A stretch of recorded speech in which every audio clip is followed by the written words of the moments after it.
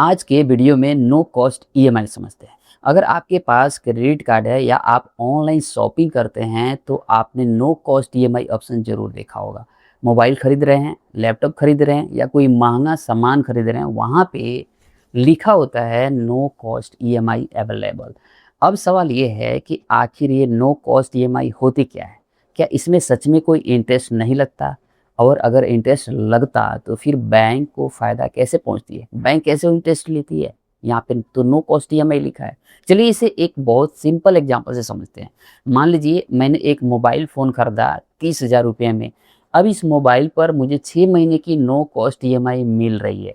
तो 30,000 को अगर 6 महीने में डिवाइड करें तो मेरी ईएमआई हुई 5,000 रुपया प्रति महीना।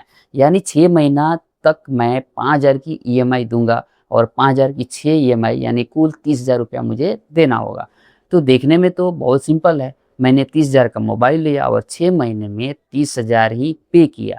लेकिन यहाँ पे एक बात समझना ज़रूरी है।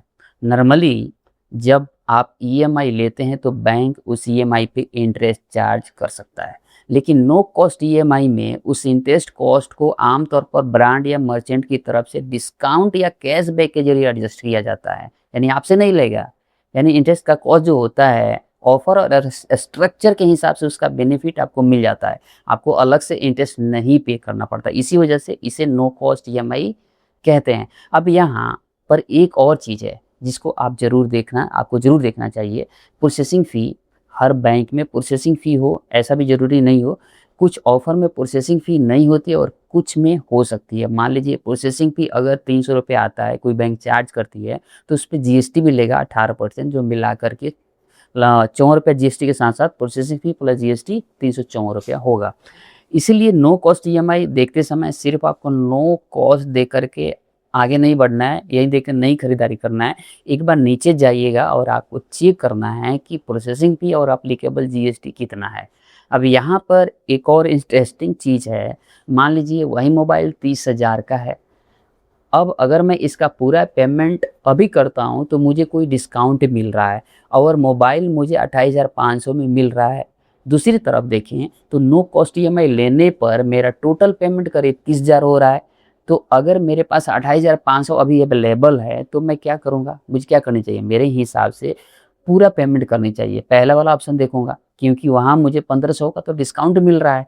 लेकिन अगर मेरे पास अभी पैसा नहीं है, मुझे मोबाइल भी खरीदना है, अभी चाहिए, तो नो कॉस्ट मेरे लिए यूज़फुल हो सकती है। क्योंकि मेरा 30,000 एक साथ देने के बजाय मुझे 6 महीने में उसको डिवाइड करके देना है।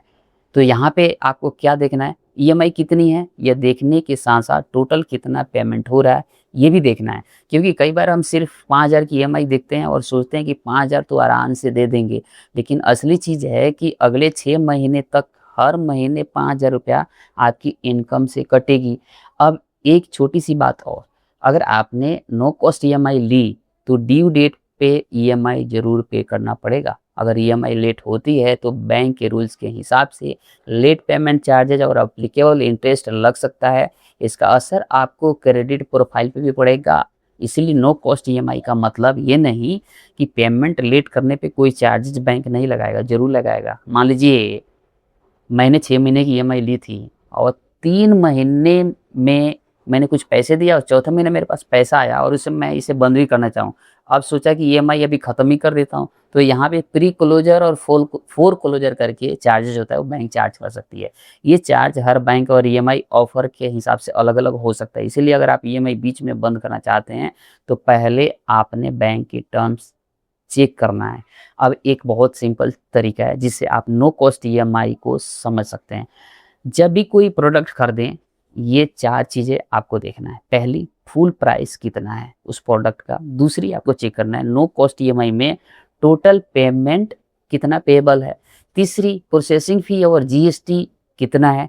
चौथी चीज़ आपको चेक करना है ईएमआई को लेट करने या बीच में बंद करने पे हमें बैंक कितना चार्ज कर सकता है। बस ये 4 चीज़ अगर आप चेक कर लेते हैं तो आपको काफ़ी आसानी से पता चल जाएगा कि आपके लिए नो कॉस्ट ईएमआई लेना सही है या फिर फुल पेमेंट करना सही है। और एक बात हमेशा याद रखिए, नो कॉस्ट ईएमआई का मतलब ये नहीं कि प्रोडक्ट सस्ता हो गया।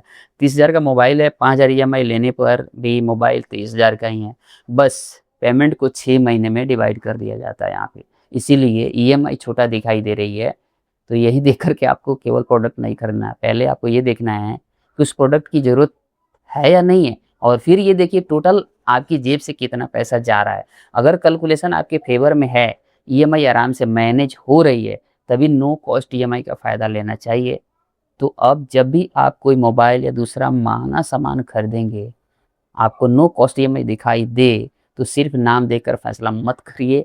एक बार फुल पेमेंट और ईएमआई दोनों का टोटल अमाउंट कंपेयर कर लीजिए, यही सबसे इम्पोर्टेंट चीज़ है। अगर आपको credit card, loan, EMI, investment से जुड़ी ऐसी प्रैक्टिकल जानकारी चाहिए तो चैनल को सब्सक्राइब कर लीजिएगा, और नो कॉस्ट ईएमआई को लेकर के आपका कोई सवाल है तो कमेंट में ज़रूर लिखिएगा। चलिए मिलते हैं अगले वीडियो में, तब तक के लिए नमस्कार, बाय बाय।